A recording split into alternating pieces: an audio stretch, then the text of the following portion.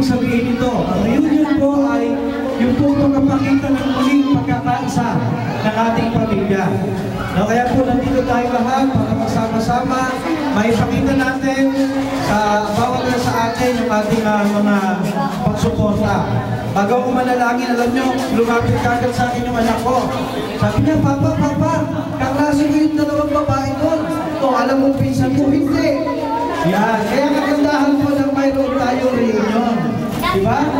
Nagkakapagkaan, magkaklase na pala, hindi magkakilala. Kaya yung po yung kagandahan sa ating reunion. Okay?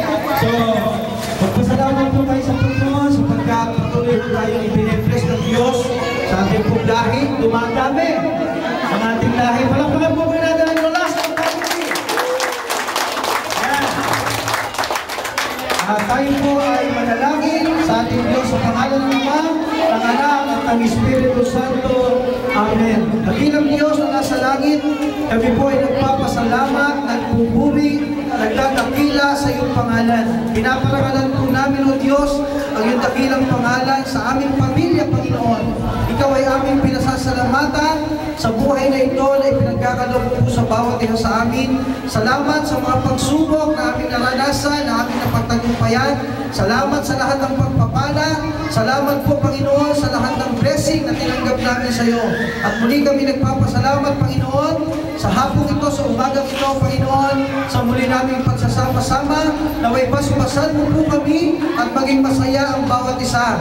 O Diyos, ganoon din po ang aming mga pagtiti na makakarating. Lord, dalangin po namin na sila ay maging masaya at proteksyonan mo, Panginoon, ang kalang mga kalusugan. Lord, inataas ko rin po sa iyo ang aming mga kapatid dito, kamag-anak, na nagdaraos ng alang karawan.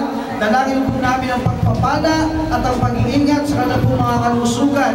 O Diyos, ang lahat po ng ito ay amin po ibinabalik sa iyong papuri at pagsamba sa pangalan ni Jesus na aming Panginoon. To God be the glory in Jesus' name. Everybody.